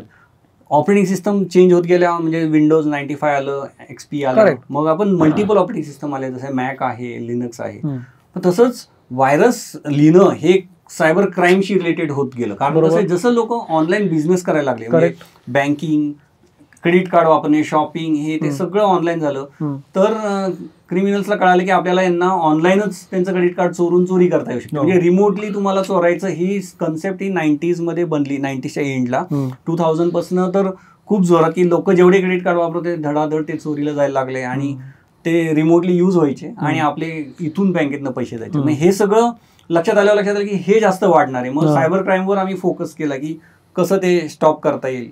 त्याच्याबरोबर जसं काळ 2009-10 पर्यंत आला, आमच्या लक्षात यायला लागले की तिथं ऑनलाईन जे हॅकर्स आहेत, एक तर पहिलं ते मॅलिशियस हॅकर, दुसरं सायबर क्रिमिनल्स, आणि तिसरा प्रकार वाढायला लागला. तर तिसरा प्रकार म्हणजे की एक देश दुसऱ्या देशावरती स्पाईंग करायसाठी पण व्हायरस लायचा. आणि इथे कसं होतं ना, एखादा सायबर क्रिमिनल कसा आहे की तो जेव्हा व्हायरस लिहितो तर त्याच्याकडे जे काय आहे रिसोर्सेस त्याच्यावर बेस तो लिहिणार. म्हणजे त्याला एखादी मोठी बँक लुटायची तर त्या बँकेची सिक्युरिटी स्टडी करण्यासाठी त्याला पण तेवढा खर्च आहे, त्याला खर्च करावा लागतो. तर सायबर क्राईम हळूहळू ऑर्गनाइज होत गेली, तो खर्च करून ते करत गेले. पण जेव्हा एक देश दुसऱ्या देशावर स्पाय करायचं तर तो खर्च करणारा जो आहे तो स्टेट स्पॉन्सर्ड झाला. स्टेट स्पॉन्सरचं तर लिमिटच नाही. म्हणजे त्याच्यातनं जे बनतात ना थ्रेट्स ते खूप सोफिस्टिकेटेड. म्हणजे तो कधी इन्फॅक्ट झाला आणि कोणाचा फोन किंवा कोणाचा लॅपटॉप इन्फेक्ट झाला आणि काय हे कळायचं सुद्धा नाही. ते येऊन सगळं काम करून स्वतःचं नामोनिशान मिटवून गायब जायचे. म्हणजे असेच थ्रेट्स यायला लागल्या. माझ्या लक्षात आला हे दुसरीकडेच चाललंय. म्हणजे आता मल्टिपल फ्रंट्सवरती लढावं लागतं. एक तर नॉर्मल सिम्पल हॅकर्स असतात, ते हॅकर्स कोणाचा कॅमेरा हॅकर, कोणाचा आवाज चोर, हे सगळं करतात. दुसरे सायबर क्रिमिनल्स ते बँका चोर, ऑफिसेस चोर, आणि आता ते रॅन्समवेअर मध्ये कन्वर्ट झाले. कारण रॅन्समवेअर तर म्हणजे तुम्ही रोजच किस्से ऐकत असाल. पूर्ण रॅन्सम सोडायचा आणि हे करायचं. पण हे जेव्हा इव्हॉल्व्ह होतं ना, ते बिकॉज ऑफ सोफोस्टिकेशन ते अशा लेवलला गेले की आता कुणी ह्या बिझनेसमध्ये पडायचं म्हटलं ना तर त्याला खूप अवघड आहे. कारण की त्याच्यामध्ये इतकी हिस्ट्री गेलेली आहे की तुम्हाला ते करायचं असेल तर तुम्हाला आधीचं माहिती पाहिजे, तरच तुम्हाला कळेल की हा नेक्स्ट स्टेप काय घेणार आहे. ज्याला आधीचं माहीतच नाही तो काय त्याला त्याची नेक्स्ट स्टेपच नाही. पण या सगळ्यामध्ये तुमच्या आई म्हणत होते की त्याला कशाला त्याला पैसे देतोस आणि मग तुझं बरं चाललंय. मी या भावाने कधी पैसे आणून दिले तुमच्याकडे की काय माझ्याकडनं पैसे? इनफॅक्ट ह्याने कसं माहितीये का, ज्यावेळेस मी ह्याला विचारलं होतं ना की तू अँटीव्हायरस लिहू शकतो का, तो म्हटला हो. म्हटलं तुला काय पाहिजे त्यासाठी, तो तुम्हाला फक्त एक कॉम्प्युटर पाहिजे. मला वाटलं हा म्हणाल मला महिन्याला एवढे पैसे दे हे दे, आणि जोपर्यंत हा डेव्हलपर आहे तोपर्यंत मला काहीच कॉस्ट नव्हती. करेक्ट. मला फक्त कॉम्प्युटरची कॉस्ट होती. हो. ह्यानी मला पहिल्यांदा पैसे कधी मागितले माहितीये का, ज्यावेळेस त्याचं लग्न ठरलं. तो अरे मला काहीतरी मिळेल की नाही आता, फिक्स कर माझं काहीतरी फिक्स कर. म्हटलं ओके ओके करूया आपण फिक्स. आणि त्यावेळेस मग त्यांनी पण ह्या सगळ्यामध्ये भाऊ तुम्ही काम करत आला, कंपनी खूप मोठी झाली, काही करोड्स मध्ये गेली. तुमच्यात कधी भांडणं झाली नाहीत, कधी वाद झाले नाहीत?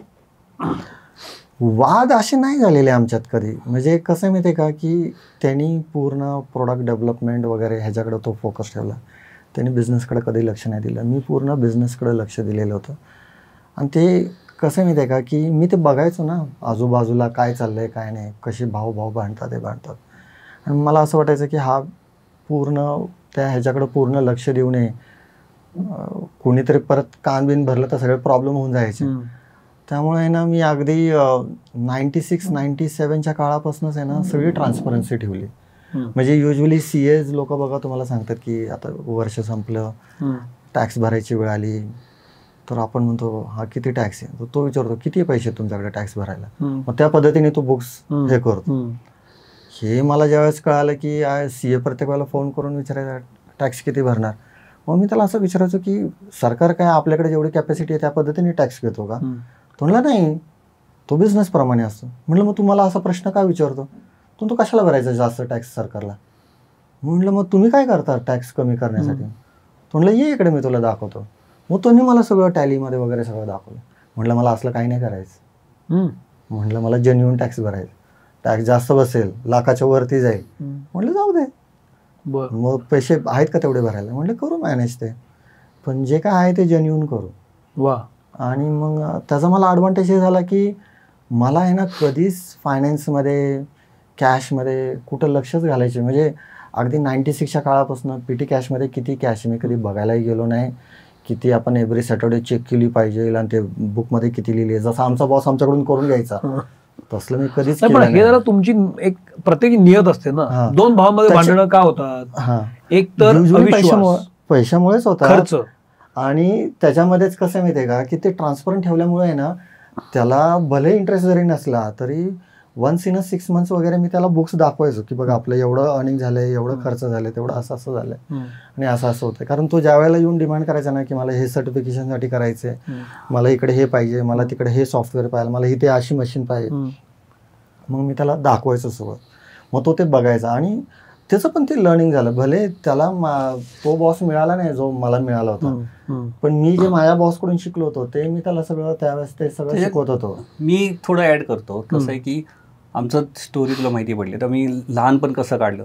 ह्याच्यात कसं आहे ना, तू एखादी ग्रुपला स्ट्रेंजर्स जरी असतील त्या सगळ्यांना जर एका स्ट्रगलमधनं पास केलं ओव्हर द पिरियड, एक आठवडा किंवा ट्रिपला किंवा ॲडव्हेंचरला, त्याच्यानंतर त्यांच्यामध्ये जो बॉन्ड तयार होतो ना तो वेगळा असतो. तो बॉन्ड मग भांडणं वाद वगैरे होतात पण तो बॉन्ड कायम असतो. करेक्ट. तो एक प्रकारचा बॉन्ड आमच्या फॅमिलीत बनलेला आहे. म्हणजे कैलाश, मी, माझी सिस्टर आणि आई, मी ॲज अ टीमच समजतो. म्हणजे वडील की काय स्ट्रगल आहेत वाडीत राहण्याचे किंवा ते स्ट्रगल सगळे एकत्र फेस करायचे. म्हणजे भले एक चॅलेंज हा फेस करतो, एक चॅलेंज मी नळावरचे चॅलेंज आई फेस करते किंवा राशनला हा जातो, वडील कमवायला जातात, पण ते चॅलेंजेसचं एम काय आहे की बाबा सगळे नीट राहायचं. तर हा पहिल्यापासून होतं की तुम्ही नीट राहा. तर तो जो आहे ना, त्यानंतर अर्निंग वगैरे किती पण होऊ दे पण तो बॉन्ड असतो. भांडणं झाले, वाद झाले, ते वाद असे त्या पॉईंटला धरून येत की बाबा आपण हे नव्हतं करायला पाहिजे, इकडे ब्रांच नव्हती उघडायला पाहिजे, कशाला उघडली किंवा असं जे काय. पण ते संपलं की ते झालं. फायनली ज्याचं पटलं आन्सर तो कंपनीच्या भल्यासाठी विचार करतो आणि आपण ते ऍक्सेप्ट करायचं आणि पुढे जायचं. हे एव्हरी ह्याच्यात होतं. कम्प्युटरला ते ऍक्सेप्टन्सचा कॉन्सेप्ट आहे ना खूप स्ट्रॉंग आहे. म्हणजे बिझनेसेसमध्ये मला जे चॅलेंजेस यायचे, आणि मी काय खूप असा एंटरप्रेनर आहे अशातला भाग नाही, पण मग मला असं वाटायचं की मला हे अशा अशा पद्धतीने करायचं. ह्याला जरी ते पटत नसलं ना तरी तो सांगायचं असं नको करायला, आपण असं नाही असं करू. आणि मी म्हटलं ना नाही असंच करायचं, तर तो लगेच ऍक्सेप्ट करायचा. आता ठरलंच आहे ना असंच करायचं ना, आय एम विथ यू. म्हणजे काही न पटणाऱ्या गोष्टी कराव्या लागतात. पण मग ते कसं असतं की असं फायनल एम काय असतं की ह्याला जे वाटतंय असं राईट होणार आहे ते आपल्या सगळ्यांसाठी चांगलंय, तर let see, let him give a try आणि लेट सी. असं तो जो त्याचा जो एकदम असा ज्याला आपण म्हणतो ना ब्लाइंड ट्रस्ट आहे माझ्यावरती, तो कुठून शिकला मला माहित नाही, पण तो एकदम असा माझ्यावरती अगदी लहानपणापासून शाळेत असल्यापासून वगैरे सगळं एकदम ब्लाइंड ट्रस्ट माझ्यावरती. म्हणजे शाळेतनं पण आम्ही एकत्र घरी यायचो ना, म्हणजे मी सांगितलं ना तिकडून नको चालू, इकडून चाल, प्रश्न नाही विचारणार. दादानी सांगितलं तिकडून नाही चालायचं, इकडून चालायचं, इकडून चालायचं, दादा माझा ग्रेट आहे असं. वा. या सगळ्यामध्ये मराठी माणसाकडे जेव्हा बघून आपण उद्योजक म्हणून बघतो ना, तेव्हा कायम लोक असं म्हणतात की मराठी माणूस उद्योजक होऊ शकत नाही, तो नोकरदारात राहतो आणि महिन्याला त्याला अमुक पगार पाहिजे असतो. तुम्ही आता इतके मोठे झाले आहात, तुम्ही अनेक ठिकाणी लेक्चर्स पण घेत असाल मुलांची, तरुणाईची, पण खरंच असं वाटतं तुम्हाला की मराठी माणसाच्या माइंडसेटमध्ये काही ब्लॉक्स आहेत त्यामुळे तो उद्योजक व्हायला घाबरतो? फक्त मराठी माणसाच्याच नाही तर आपण अक्रॉस इंडिया म्हणू. हां ठीक आहे, काही रिजनमध्ये थोडंसं वेगळं कल्चर आहे, लाईक UP बिहारमध्ये वगैरे थोडंसं वेगळं कल्चर आहे, त्यांचा फोकस सगळा IPS वगैरे ह्याच्याकडे असतो. पण इथे पण असतो, पण इथे ती लोक पास होत नाहीत. पहिला तर मराठी माणूस अभ्यासात खूप वीक आहे, माझ्यासारखाच वीक आहे. पण मी हे कायम बिलीव्ह करतो की जरी आपण अभ्यासात वीक जरी असलो ना तरी आपल्याला देवाने युनिक बनवलं आहे, प्रत्येक माणसाला युनिक बनवलं आहे. त्याच्याकडं त्या आहेत त्या स्ट्रेंथ, त्या आयडेंटिफाय करता आल्या पाहिजे आणि त्या स्ट्रेंथला त्याने इनकॅश करता आलं पाहिजे. हे महत्त्वाचं आहे आणि ते मी माझ्या बाबतीत कायम करत आलो. म्हणजे मी इतके मोठमोठे असे रिस्क घेतले आणि मी ते केलं ते आणि पुढे सरकलो. आता खरं बघायला गेलं तर मला IPO काढायची काही गरज नव्हती. कंपनी माझी व्यवस्थित चालू होती, सगळं व्यवस्थित चालू होतं.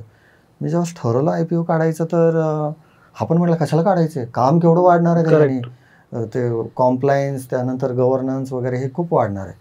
म्हटलं अरे आता आपण हे ना 45 म्हणजे 40 ह्याच्यामध्ये आहोत, 48-49 मध्ये. हां केलं तर आपण आत्ताच ते सगळं करू शकतो. 55-57च्या काळात ठरवलं ना तर मग माझी डेअरिंगच होणार नाही, मला भीती वाटेल. कारण त्याचा जो लोड असेल, कारण जसं वय वाढत जातं तसं भीती हळूहळू वाढत जाते. म्हटलं मला असं वाटतं की हा एक्सपिरियन्स पण घेतलाच पाहिजे, येऊ दे चॅलेंज काय येतील ते आपण फेस करू. आणि तो म्हटला आय एम विथ यू, करूया. आणि काही त्यातलं नॉलेज नसताना वगैरे आम्ही ते केलं. मग ते बँकर्स आयडेंटिफाय करणं, Big 4ला ऑडिट देणं. आपलं कसं असतं की आपला विचारच करत नाही, आपण आपला नेहमीचा CA मागचे 15 वर्ष हा माझा ऑडिट करतोय, तो जात नाही आपला विश्वास त्याच्यावर. मग आपण ते कायम चिटकून राहतो. पण तुम्हाला हे सगळं करायचं असेल तर ते नाही चालणार, तुम्हाला Big 4च आणावं लागतात, तुम्हाला हेच करावं लागतं. म्हणलं आलं Big 4 तर खूप कॉस्टली असतील. पण म्हटलं नाही, भेटायचं, भेटलो, निगोशिएट केलं, काय नाही ते त्याच कॉस्टला आले. हो. आणि ते पण कसे आहे ना, ते पण एंटरप्रेनर्स बघत असतात. ते मला भेटले, संजयला भेटले, करोर आहे तुझ्यासाठी. आणि मी पाहिलं राव, माझा जो CA आहे ना तो एकटा असायचा आणि तो सगळं काम माझा एकटा करायचा. आणि Big 4ला तेवढ्याच पैशामध्ये ह्यांची अख्खी टीम येते आणि ऑफिसला येते. ओके. आणि ती इतकी डिटेलमध्ये घुसतात की जो आपला तो नेहमीचा CA कधी एवढा डिटेलमध्ये नाही घुसत. की तुम्ही हे बिल केलंय, मटेरियल कधी गेलं, बिल केलं त्याच दिवशी गेलं का दुसऱ्या दिवशी गेलं. म्हटलं त्याच्याशी काय संबंध आहे? नाही म्हणे आहे, त्याच्याशी संबंध आहे. मग काय संबंध आहे? मग ते सगळं समजून सांगणार वगैरे सगळं. म्हटलं अच्छा, ते पण ट्रॅक करणं गरजेचं, हे पण ट्रॅक करणं गरजेचं, हे पण ट्रॅक करणं गरजेचं. मग ती सगळी ट्रॅकिंगसाठी मग ती अकाउंटिंग टीम मोठी झाली, फायनान्स टीम मोठी झाली आणि झालं आता ते सगळं मोठं. पण आता ते असं झालं ना की त्याच्यातून माझं लर्निंग झालं. लिगलचा कधी विचार पण केलेला नव्हता आयुष्यामध्ये मी. लिगल टीम आहे आता, म्हणजे असे लिगल चॅलेंजेस येऊ शकतात ह्याचा कधी विचारच नव्हता. पण आता लिगल टीम आहे. आता माझ्याकडे 5-5 वकील आहेत, पण त्या वकिलांनी काय काम करायचं आणि कसं फाईट करायचं हे डिसिजन मी घेतो. म्हणजे तुम्हाला मी सांगतो की सर्व्हिस टॅक्सची केस ही सरकारची केस आहे. ओके, ते डिपार्टमेंट म्हणते की तू जे करतो त्याच्यावरती सर्व्हिस टॅक्स भरला पाहिजे. म्हटलं मी सर्व्हिस देतच नाही तर मी सर्व्हिस टॅक्स कशाला भरायला पाहिजे. त्या डिपार्टमेंटने मला 7-8 वर्ष एवढं हॅरेस केलं आणि मी 1 रुपया पण नाही टॅक्स भरला. खूप म्हणजे मला कोंडून बिंडून ठेवलं होतं वगैरे सगळं. काय सांगताय? हो, पण मी नाही भरला. आणि मग ती केस कोर्टात गेली, मग खालच्या कोर्टात मी जिंकलो, मग वरच्या कोर्टात जिंकलो, मग ती सुप्रीम कोर्टात गेली, मी तिथे पण जिंकलो. ती अमाऊंट किती झाली होती माहिती का? 550 कोटी. काय सांगताय? हो, तेवढा टॅक्स जर हारलो असतो तर भरायला हारला असतो तर भरावं लागला असतं. रिसेंटली. आणि ते आता असं झालं ना की नाव आलं सगळीकडे. ओके, आता टॅक्सच्या ह्याच्यामध्ये ते एक केस स्टडी आहे तो त्याच्यामध्ये. आणि मग लोक माझ्याकडे बघायला लागले, राव तुला कसं जमतं हे. म्हटलं जे माझ्या हृदयाला पटतं ना की हे राईट आहे आणि हे रॉंग आहे, मग ते कुठलेही डिपार्टमेंट येऊ दे, त्यांनी बोले मोठमोठे अभ्यास केले असतील, ते मला बुक उघडून दाखवायचे, बघ इथं काय लिहिले, बघ इथं काय लिहिले. म्हटलं ते मला पॅराग्राफ कॉपी करून द्या, मी त्याचं उत्तर तुम्हाला नंतर देईल. पण मला असं वाटतं की हे टॅक्समध्ये मोडत नाही, त्यामुळे मी हा टॅक्स भरणार नाही. खूप डेंजर आहे. पण तुम्हाला कोंडून बिंडून ठेवलं होतं? हा, रेड मारली की ते घेऊन जातात रे, आणि मग इथं बसून आणि शिव्या गाळ्या करायची ती लोक, खूप शिव्या गाळ्या. रेड कधी पडली होती हे? आता कधी झालं होतं? 2013-14 असं नाही, हा 12-13च्या. पण हे पण फेस करायला लागतं सगळं, कंपनी जशी मोठी ती तसं सगळं फेस. ते आयपीओ ला वगैरे इम्पॅक्ट होत होतं, कारण ती केस मध्ये नोटिसेस त्यांनी ना बरोबर आयपीओ त्या दिवशी, दुसऱ्या दिवशी आयपीओचं लिस्टिंग होणार आहे, त्या दिवशी आदल्या संध्याकाळी त्यांनी 3 नोटीस पाठवली की तुम्हाला एवढा टॅक्स बाकी आहे आणि एवढं तुम्हाला भरावा लागेल. त्यामुळे आयपीओ ला अप्लाय करताना तुम्हाला आलेले प्रत्येक लेटर पब्लिकला दाखवायला लागतं आणि ते स्टाफ पॅकेजला ठेवायला लागतं त्यांच्या वेबसाईटवरती. तर that impacted us, no doubt, but we were sure की नाहीये. म्हणजे आता आमचं असं झालं होतं की आमचा पूर्ण आयपीओ सबस्क्राईब होतोय का नाही होतोय तेच कळत नाही. म्हणजे तेवढे पण सबस्क्राईब नाही झालं तर मग ते परत पैसे रिटर्न करावे लागतील लोकांना, आणि तो आयपीओ पूर्ण फेल होईल. पण काय नाही, तो 11 वेळा ओव्हर सबस्क्राईब झाला. या सगळ्यामध्ये शेवटच्या टप्प्याकडे आलोय आपण आता. या सगळ्यामध्ये उद्योजक होण्यासाठी ज्या क्वालिटीज लागतात ना आपल्याकडे, त्या आता तुम्हाला दोघांना काय वाटतात की काय असायला पाहिजे जर तुम्हाला उद्योजक व्हायचं असेल तर? पहिली गोष्ट तर कसं माहितीये का, आपल्या इथे आता प्रॉब्लेम काय माहितीये का, आई वडिलांच्या मुलांकडून अपेक्षा खूप वाढत चालल्या. म्हणजे मी शिकवतोय आता त्याला MBA करायचंय, त्याला इथे फीस भर, तिकडे भर, हे कर, आणि तू झाल्या मग त्याच्याकडून अपेक्षा असते की आता तू एवढं झालंय, मग तुला एवढ्या पगाराची तर नोकरी पाहिजे. त्याला नोकऱ्या मिळत नाहीयेत आता सध्या, नोकऱ्यांच्या खूप मारामार आहेत.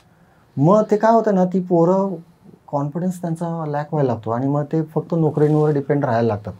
ॲक्च्युली ते बघायला गेलं ना तर मोदीजी जसं म्हणतात ना की आपण नोकरी देणारं व्हायला पाहिजे, आणि तेवढे क्वालिटीज आहेत चांगल्या आत्ताच्या तरुण पिढीमध्ये आहेत, पण ते प्रेशराईज आहेत पॅरेंट्समुळे. पॅरेंट्स, समाज, आजूबाजूचा, बघ त्याचा मुलगा तिकडे US ला गेला, ह्याचा मुलगा बघ हे करतोय, त्याचा मुलगा बघ तो करतोय, आणि तो मुलगा जर का त्या आईवडिलांचं त्यांनी ऐकून नाही केलं तर त्याला मुलगी पण भेटत नाही. तो मोठा प्रॉब्लेम आहे आपल्या इथे. आपल्या इथं लग्न पण आहे ना, तो एक बिझनेस आहे की मुलगा काय करतोय, त्याच्याकडे काय आहे काय नाही, आणि तेवढ्या एज मध्ये तो काय तो जॉब शोधतो, आणि मग जॉब आणि मग तो लगेच IBM मध्ये मिळू दे, Amazon मध्ये मिळू दे, गुगल मध्ये मिळू दे, पटापट तिथं मोठा पगार मिळतो, लगेच फ्लॅट बीट घेतो, कार घेतो, म्हणजे तो लग्नाच्या मांडवात उभा राहायला, दुसऱ्यांना प्रेशर क्रिएट करतो की मग त्याच्याकडे फ्लॅट आहे, कार आहे, तू काय करतो. मला तर खूप वेळा ते फेस केलेलं आहे मी, की माझे जेवढे पण क्लासमेट होते सगळे फ्रेश MCS झाल्यानंतर सुद्धा इमिडिएटली ओव्हरसीज जॉब मिळायचे. म्हणजे असे जॉब मिळायचे की तिथून 6 महिन्यात US किंवा इकडे तिकडे. ते होत असताना ते आजूबाजूला दिसतं ना की अरे तुझ्याबरोबर यायचा तो, आता तो तिकडे फॉरेनला असतो, फ्लॅट घेतला. त्यावेळेस असं होतं की लग्नाच्या आधी एक फ्लॅट तरी पाहिजे, तर गाडी तरी पाहिजे, हे सगळं. पण मी फॉर्च्युनेटली म्हणेल आमच्या घरात ते लिटरली प्रेशर होतं, कोणीच नाही प्रेशर दिलं, आणि ते फ्रीडम होतं, आणि ते फ्रीडम रिस्क घेण्यासाठी आम्ही ओपन होतो. पण या सगळ्यामध्ये शेवटचा प्रश्न विचारतो की उद्योजक जर व्हायचं असेल मला, तर काय क्वालिटीज असायला पाहिजे तर तुम्ही उद्योजक होऊ शकता असं वाटतं तुम्हाला? पहिली गोष्ट तर तेच आहे ना, भीती नसली पाहिजे, कुणाला घाबरलं नाही पाहिजे. आई वडिलांना सुद्धा नाही. जे तुम्हाला, मी असं नाही म्हणतो की तुम्ही आई वडिलांची उलटं बोला, पण तुम्हाला जे तुमच्या लाईफमध्ये करायचं ना ते तुम्ही करा. तुम्हाला सराउंडिंग मध्ये आपले जे रिलेटिव्ह आहेत वगैरे हे बोलत राहतील, ते इग्नोर करायचं. ते जर का तुम्ही हार्टला लावून घेतलं, मनाला लावून घेतलं तर तुम्हाला त्रास होणार. त्रास नाही करून घ्यायचं. जे लाईफमध्ये करायचं ना ते करायचं. हे गिवअप नाही करायचं. फेलियर येतात, फेलियर शिकवण्यासाठी येतात, हे लक्षात ठेवायचं. बरेच वेळा मी पाहिलं 6 महिने काम करून एखादं स्टार्टअप चालू करतात, प्रयत्न करतात, फेल होतात, आणि नाही जाऊ दे मी जॉबच करतो. कारण जॉबला म्हणजे ते अर्निंग जे आहे ना ते लेवल्स वेगळे आहेत, आणि त्यामुळे लगेच ते गिवअपचा जो रेट आहे ना तो जास्त आहे. म्हणजे आमचं जर तू एक्झाम्पल बघशील ना, 1995 मध्ये फर्स्ट व्हर्जन रिलीज केलं क्विकिलचं, पण पहिली कॉपी विकली 98 मध्ये आम्ही. म्हणजे 2-3 वर्ष आम्ही फुकटच देत होतो ते लोकांना, कारण की लोक पे करतच नव्हते. पण 98 मध्ये हळूहळू पिक्चर चेंज व्हायला लागले, की आणखी कॉम्प्लेक्स व्हायरस आले, की मग आम्ही म्हटलं आता तरी पे करा. म्हणजे की त्यावेळेस लोक आमचं सेकंडरी म्हणून वापरायचे अँटीव्हायरस, दुसरे MNC प्रोडक्ट्स पे करून वापरायला लागले होते. मग त्यांच्या लक्षात आलं की हे तेवढं चांगलं काम करतं, मग आपण का नको द्यायला. मग हळूहळू लोक पे करायला लागले. सो या सगळ्यामध्ये पेशन्स मी तेव्हा सोडला असं तर बनलंच नसतं. पण यासाठी लागणारा आर्थिक जो सगळा रिपेअरिंग चालू होतं तो इकडून सुरू होता. अच्छा, इकडून झालं होतं. अच्छा, आता क्विकिलचा किती कुटुंब मोठं आहे? किती लोक तुमच्याकडे काम करतात? आता आमच्याकडे समवेअर अराउंड 1100च्या आसपास आहेत लोक, आणि अक्रॉस इंडिया, थोडेफार बाहेर कंट्रीजमध्ये पण आहेत. आणि माझं जे पार्टनर नेटवर्क आहे ना ते जवळजवळ 25,000 पार्टनर्स आहे. आणि त्या पार्टनर्समध्ये आहे ना कमीत कमी 5% पार्टनर तरी असे आहेत की जे फक्त आमचंच प्रोडक्ट करतात, दुसऱ्याचं करतच नाही. आणि मग त्यांच्या फॅमिलीज वगैरे सगळं त्याच्यावरच डिपेंडेंट आहेत. तो खूप सॉलिड ट्रस्ट आहे त्यांना क्विकिलवरती. मग हा सगळा डोलारा तुम्ही आता पुण्यात सांभाळता? हो, ट्रॅव्हल करतो मी, पण सगळं मी सांभाळत होतो. मला पूर्ण प्रोडक्ट डेव्हलपमेंटचा तो ते सगळं बघत असतो. मला खूप भारी वाटतं, आणि तुमच्याशी बोलल्यानंतर मला असंही वाटतं की वेगवेगळ्या टप्प्यांवर वेगवेगळी माणसं पण तुम्हाला भेटली. जशी 9वी शाळा सोडल्यानंतर 10वीत बाई भेटल्या की मी अभ्यास करून घेते, किंवा नंतर ते बॉस भेटला की मी तुला ते सांगतो माझ्या लाईफ मध्ये बायोडाटा लिहिणारा की मी तुला बायोडाटा करून देतो, तो इंटरव्ह्यू घेणारा कोणी वेगळाच होता, तिसराच होता. नंतर तो बॉस जो म्हणला चल तू माझी कंपनी घे. ही माणसं पण तुम्हाला तशी भेटत गेली, आणि आय डोंट नो वाय, की आपल्या सगळ्यांना तशी माणसं असतात भेटत, फक्त ती रेकग्नाइज होतातच असं नाही. माझ्या बाबतीत मी कित्येक वेळेला असं म्हणत असतो, मी माझ्या मिसेसला पण म्हणत असतो, मुलीला पण म्हणत असतो की सगळ्या गोष्टी माझ्या बाबतीत एवढ्या चांगल्या कशा काय होतील, असं काहीतरी आहे. म्हणजे मला असं वाटतं की कधी कधी हे जे मी ह्या गोष्टींवरती बिलीव्ह करतो ना आपल्या ज्या हिंदूच्या ह्याच्यावरती, की एखाद्या वेळेस मागच्या जन्मी मी खरंच काहीतरी असं केलेलं आहे जेणेकरून मला ह्या जन्मी आहे ना प्रत्येक पावलावरती मला राईट माणसं भेटलेत, आणि त्यांनी मला काही ना काहीतरी शिकवलंच आहे. म्हणजे आज माझी मुलगी पण मला कितीतरी गोष्टी शिकवते, मिसेसनी पण कितीतरी गोष्टी शिकवल्यात. आणि आम्ही ज्यावेळेस अडचणीत येतो, जसं 99-2000 साली आम्ही इतकं बेकार अडचणीत आलो होतो ना फायनान्शियली, हा तर म्हणला मला तर जॉब भेटून जाईल US मध्ये, मी तुला थोडे महिने तिथून पैसे पाठवतो, तू तोपर्यंत तुझं रिपेअरिंग परत चालू कर जे तू बंद केले ते. आणि मी म्हणलं अरे आता रिपेअरिंगला परत घुसणं जरा अवघड काम होतं. तेवढ्या वेळात माझ्या मिसेसनी काय केलं, तिने बेकरी चालू केली, आणि स्वतःचे सेल्फ सगळं बनवून, म्हणजे केक, पेस्ट्रीज वगैरे, पिझ्झा, बर्गर ती स्वतः बनवायला लागली घरामध्ये, आणि ते सगळं नेऊन बेकरीत ठेवून, आणि तिने आमच्या घराच्या खालीच ती बेकरी चालू केली. आणि ती पण काही सुरुवातीला एवढी चालत नव्हती, ते दिवसाचं कलेक्शन 2-3 हजार रुपये होत होतं, पण एका टाइम नंतर ते दिवसाचं कलेक्शन 30-40 हजार रुपयाला गेलं ते. म्हणजे इतकं ती करायला लागली होती.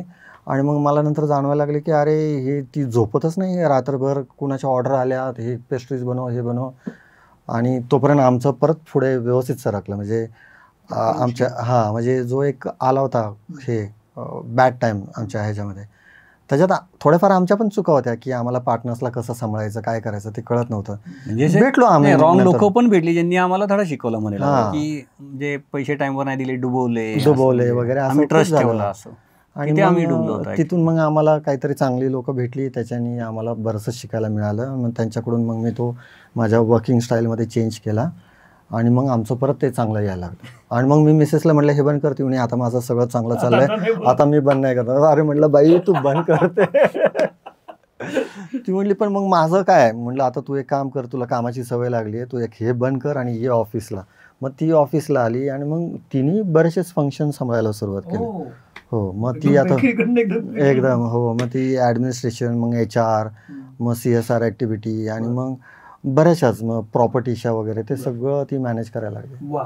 मला असं वाटतं की या सगळ्या गप्पांमधून सर्वसामान्य घरातली 2 मुलं आपल्या हिमतीच्या जोरावर कशा पद्धतीनं मोठं साम्राज्य उभं करू शकतात हे त्याचं उदाहरण आहे. आणि कौतुकासाठी की 2 भाऊ सुरुवातीला काम एकत्र करतात, पण पैसे खूप सारे आल्यानंतर पण एकत्रच राहतात, हे मला खूप महत्त्वाचं वाटतं. तुमच्या दोघांचे खूप आभार, कारण तुम्ही दोघंही एका नाण्याच्या 2 बाजू आहात, की हार्डवेअर आणि सॉफ्टवेअर, त्याच्यातलं तुम्ही बाप आहात आणि याच्यातलं तुम्ही बाप आहात. तर सुपर आहे कॉम्बिनेशन. आणि तुमचे खूप आभार, तुम्ही मित्रमंडळीमध्ये आलात आणि बोललात. मला खात्री आहे की या गप्पांमधून ज्या मुलांना किंवा ज्या लोकांना उद्योजक व्हायचं असेल त्यांना प्रेरणा मिळेल. आणि अर्थातच पेशन्सचा गेम आहे. आत्ता बोलता बोलताना सांगितलं की 98-99 साली जो क्रंच आला होता तेव्हा पण सगळी कुटुंब त्या मागे उभं राहिलं आणि तो गेला. तर अप अँड डाऊन्स येत राहणार आहेत, पण at the end of the day आपण कुठे पाहतो ते महत्त्वाचं आहे. तुम्ही आलात आणि बोललात, मला खूप बरं वाटलं. या एपिसोडमुळं लोकांच्या आयुष्यातला व्हायरस जाईल अशी अपेक्षा करतो आणि इथं थांबतो. थँक्यू व्हेरी मच, तुम्ही दोघं आलात. थँक्यू. हा एपिसोड कसा वाटला मला जरूर सांगा. सबस्क्राईब करा आणि इतरांनाही पाठवा, शेअर करा, कारण जास्तीत जास्त लोकांपर्यंत पोहोचूया आपण. चांगली माणसं जोडली जाणं फार महत्त्वाचं आहे आणि ही तशीच माणसं आपल्याला आज भेटली आहेत. तर एपिसोड कसा वाटला मला जरूर सांगा. Thank you very much.